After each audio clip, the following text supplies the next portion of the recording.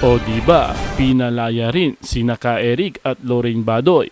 Ayon sa mga kongresista ay pinalaya nila si Ka Eric at Badoy dahil magpapasko na raw. Pero ang totoong dahilan ay natakot ang mga ito dahil nakabinbin na sa Korte Suprema ang kasong kanilang kakaharapin na isinampa ng may bahay ni Ka Eric at Badoy kasama ang kanilang abogado na si Attorney Harry Roque. Tila naging padalos-dalos kasi itong ating mga kongresista at nagdidesisyon na lamang ng basta-basta. Ayon sa mga netizens ay lumabas di umano ang tunay na kulay ng mga nagbibidang kongresista sa hearing na Ka Eric at Badoy. Antayin na lamang natin kung ano nga ba ang magiging desisyon ng Korte Suprema laban sa mga kongresistang siga sa Kamara.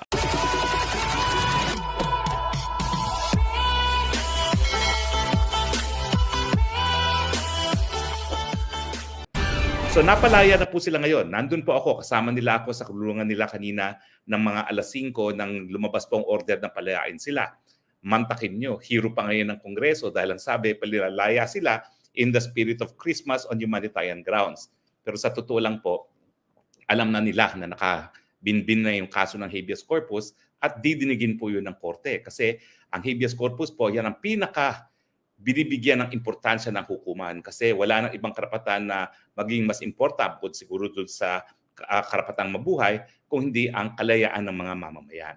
At tingin ko dahil nga doon sa desisyon ng Lincoln Ong versus Family na mainit-init pa, kakalabas lang na malinaw na bagamat merong kapangyarihan ng Kongreso na mag-cite in contempt at magpakulong, dapat ito ay sumusunod pa rin sa karapatan ng mga mamamayan to due process. Dapat bigyan ng pagkakataon na madinig at hindi po yung ginawa ng Kongreso. Mantakin nyo, si Lorraine Badoy kinulong dahil ang tanong, meron bang advertisers ang programa mo? Sumagot siya ng oo, sumagot siya ng hindi, o nagsisinungaling ka contempt. Ano naman kinalaman nun dun sa inquiry on fake news? Ang issue ng kung merong paid advertisements ang show niya. At si Ka-Eric nga po ay kinulong dahil doon sa hindi pagsabi ng kanyang source, no? Lilinawin ko lang po, no, bilang abogado ni Ka-Eric, sinabi po niya na walang katotohanan yung sinabi ni Chairman Tambunting na sinabi daw niya kung sino yung source niya. Ang totoo po, walang pinangalanan si Ka-Eric. Pero parang may ideya sila kasi tinignan nila yung telepono niya kung sino mga tinatawagan eh. So madali naman po makita kung sino mga tawagan. Pero hindi po nanggaling sa kanya ang pangalan na kahit sinong source. So nanindigan po siya, nagpakulong siya ng 1 linggo dahil sa kanyang karapatan na nakasaad naman po sa batas na sootolo, bakit naman niya sasayangin pa yung kanyang pribilehiyo? Pinakulong na nga siya ng 1 linggo. Ang tanong, anong mangyayari doon sa petition nila? Abay, 7 araw po silang nakulong. Hindi po maibabalik ng Kongreso yung 7 araw na pinagkait ng kanilang kalayaan. So sa akin po, may mga pagkakataon na maski ang kaso ay naging moot and academic na, ang hukuman dahil sa importansya ng issue, dahil ito po ay issue ng constitutional right, at dahil ito po pwedeng maulit na hindi dumaan sa proseso ng judicial review, yung capable of repetition but evasive of judicial review, maaari pong mag-rule pa rin ng Korte Suprema. Ito po yung ginawa nila sa Farmally. Miski na-release na yung mga testigo na di umano ay nagsinungaling sa Senado, yung mga executives ng Farmally, nagkaroon pa rin ng desisyon. Bakit? Kasi nga po, pwedeng paulit-ulitin ng Kongreso at kinakailangan naman ma-educate ng hukuman kung paano talaga dapat i-conduct ang mga legislative hearings in aid of legislation. Ito po, ang pinaka-importanting issue dito ay pwede mo bang ipakulong ang mamamahayag dahil ayaw niyang sabihin ang source niya dahil nga sa SOTO law. So ito po yung isang okasyon para linawin ng Korte Suprema kung sakop ng SOTO law ang Kongreso. At ang tingin ko naman sakop kasi ang gumawa rin ng batas na yan, Kongreso. Hello! Bakit naman nila exempt pa kanilang mga sarili sa batas na sila mismo ang gumawa? Diba? Merong kasabihan na the lawmakers know the law that they're making. Di dapat alam nila na sakop sila ng SOTO law. At kapag hindi naman po bibigyan ng linaw yan ng ating Korte Suprema, baka maulit-muli na mga mamamahayag ay makukulong dahil pinanindigan nila yung karapatan nila sa SOTO law. Pero siyempre, sa akin, dapat i-rule pa rin ng Korte Suprema kasi hindi lang naman po ito habeas corpus. Ang pagkakaiba, kapag habeas corpus lamang ang sinampa mo, talagang ang issue lang dyan is yung pagkakakulong. Pag nakulong, mutin academic na. Pero meron din po silang certiorari. Sinabi nila na mayroong pag-abuso sa kapangyarihan ang mababang kapulungan. Ano po yan?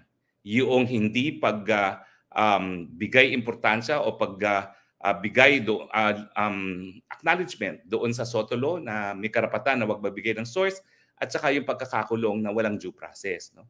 So sa tingin ko po ay sana po desisyonan pa rin ng Korte Suprema bagamat sila po ay nakalaya na. At saka dahil nga po hindi na maibabalik yung 7 araw na nakulong sila, dapat man lang merong isang desisyon na nagsasabi na mali ang pagkakakulong nila gaya nung ibinigay nila doon kay Ong, no?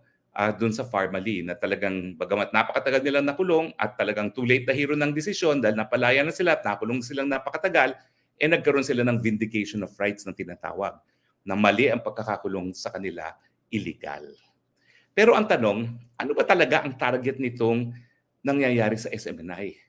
Hindi lang naman fake news ang hinahabol nila kasi kung fake news yan, wala namang fake news. Tanong nga lang yun bawal ba magtanong? Ang tingin ko po, ang talagang hinahabol yung SMNI. Kaya bukod pa doon sa pagkakakulong doon sa 2 anchors, nagkaroon ng resolution na humihingi sa National Telecommunications Commission na isuspinde ang prangkisa ng SMNI. At ngayon lang, merong isang Congressman Gutierrez ata na naghain ng panukalang batas na rini-revoke ang kanyang prangkisa. Ako po, hindi po ako naaabala dun sa pag-revoke ng prangkisa kasi kinakailangan sumunod yan sa proseso ng pagbuo ng batas. Kinakailangan dumaan po yan sa Senado. At sa tingin ko, alam ng mga senador na kapag i-revoke mong franchise ng isang media outlet, yan po ay paglabag sa karapatan ng malayang pamamahayag. Tandaan niyo po, ang pagkakaiba ng ABS-CBN at SMNI, ang ABS-CBN pasuna ang prangkisa.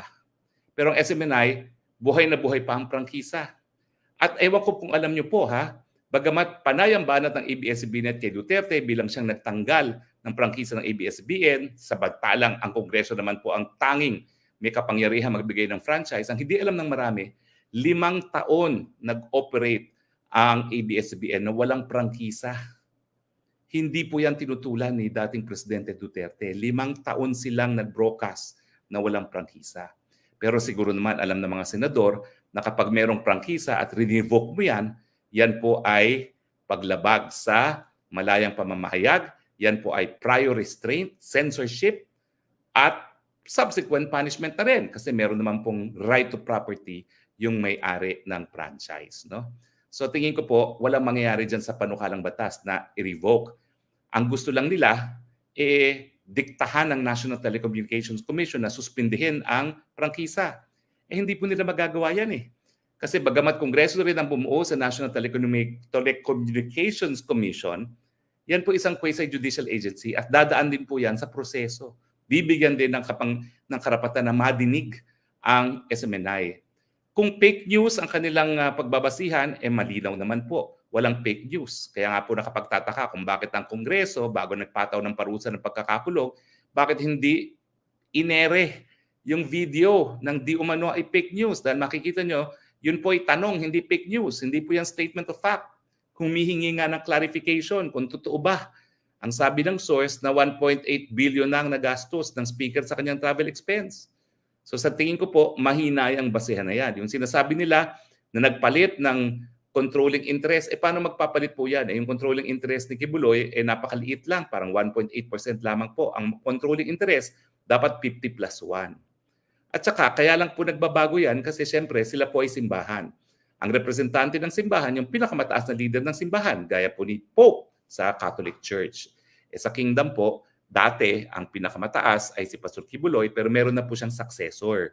Kaya nagkaroon ng palitan ng representative ownership. Siya po yung representante lamang ng simbahan at simbahan ang may-ari. So bakit nila gustong tanggalin ang prangkisa? Well, obviously, dahil ito pong ginagamit ng mga Duterte bilang medium of communication. Dito po may programa si Presidente Duterte, dating Presidente Duterte, gikan sa masa, kung saan diyan niya talaga tinalo ang Kongreso nung tinanggalan ng pondo ang kanyang anak na si VP Sara. So tingin ko po talaga gusto nilang supilin ang SMNI kasi mantakin mo, pinulaan ang presidential insan na si Speaker. Sa kanilang pag-iisip, hindi dapat pulaan ang Speaker. Si Maharlika nga, ang tinitira si Presidente. Hindi naman pinasasara ng Presidente yung Boljakan TV ni Maharlika. Pero itong si Speaker, pag tinira siya, pasasara niya ang SMNI. Di ba? Weird. Parang mas sensitibo pa siya kaysa sa Presidente. Bakit kaya? Pero mga kababayan, tignan ninyo, gumawa na sila ng susunod ng hakbang. Inanunsyo na nila na magiging prioridad ng Kongreso ni Speaker Martin Romualdez ang charter change. Dahil sa survey, ang Speaker Romualdez ay 0.04 sa survey para presidente, magtatangka talaga sila na baguhin ang ating sistema ng gobyerno, gawing parliamentarian government para ang Speaker ang susunod na Prime Minister. Siyempre, hahayaan niya si Insan PBBM na tapusin ang kanyang termino. Pero siguro lalagay nila sa transitory provision ng kanilang charter change, matapos ang termino ni PBBM ay Prime Minister na para masiguro na ang susunod ay si Speaker. Ganyan ang game plan kapag alam nila na hindi siya susuportahan ng taong bayan sa kanyang kagustuhan na maging presidente. Abangan ang susunod na kabanata.